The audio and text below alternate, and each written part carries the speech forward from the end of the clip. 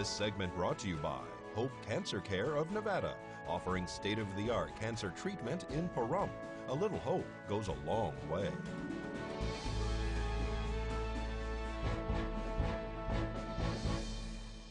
Welcome back to News 46. Well, a political candidate is suing Nye County for removing his signs.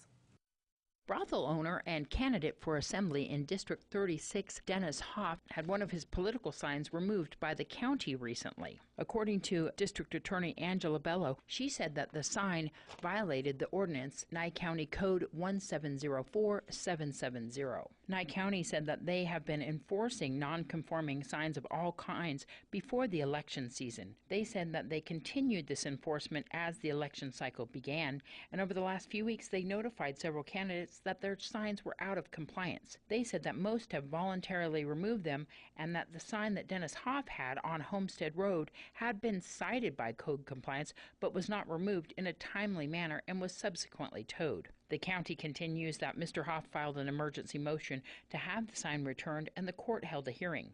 The judge granted the motion and ordered the sign to be returned because it was his opinion that due process was not adequate. The sign was returned the next morning. Nye County says that all other matters in the complaint will be timely addressed. According to Nye County Code, a political sign must be not larger than 32 square feet with a maximum dimension of 4 feet tall, excluding the frame and supports, by 8 feet wide. The maximum allowed sign height shall be 6 feet, including the sign frames and supports, and the maximum sign width shall be 8 feet. News 46 spoke with Dennis Hoff, who believes that this is a political move by his opponents.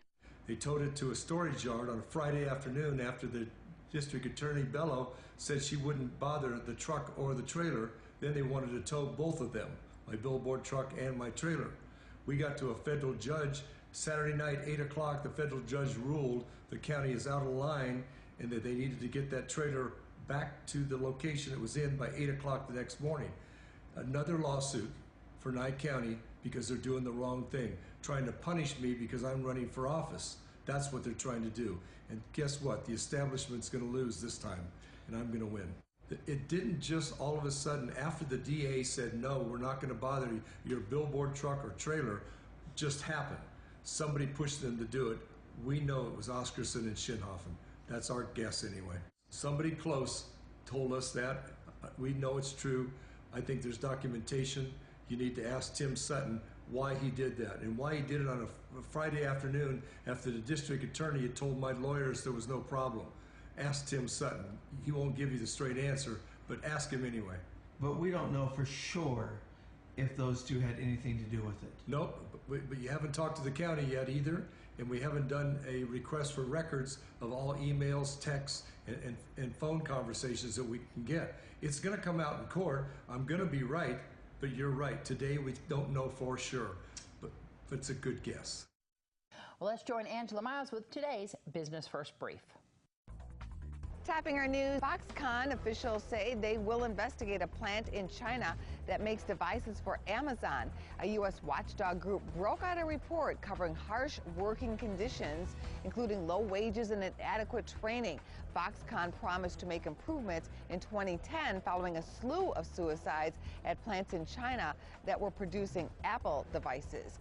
Fitbit is one of the tech stocks ticking higher. Shares jumped Monday on a report from Citron Research that Fitbit could be a takeover candidate, perhaps by Google. Turning to merger news, medical device maker Stryker is said to be making a play for Boston Scientific. The Wall Street Journal report triggered selling in Stryker and a rally in Boston Scientific. Together, the companies create a $110 billion powerhouse, which will compete against Medtronic. Thanks, Angela. And now Fire Chief Scott Lewis is telling us about Sunday's rollover accident on the north side of town. On Sunday afternoon, we were dispatched a report of a serious motor vehicle accident on West Leslie in the area of Fitzroy. It was reported to be an offset head-on collision with one vehicle resting on its side with entrapment. Crews arrived to find that, in fact, the accident as described was accurate. We had one vehicle that sustained significant damage to the front end. We also had another vehicle that had significant side end damage, indicating a T-bone type collision. The vehicle was resting on the side. There was one person mechanically entrapped. Rescue went into service, removed that, and extricated that patient, and the patient was subsequently taken to the local hospital. And don't grab that remote. News 46 will be right back.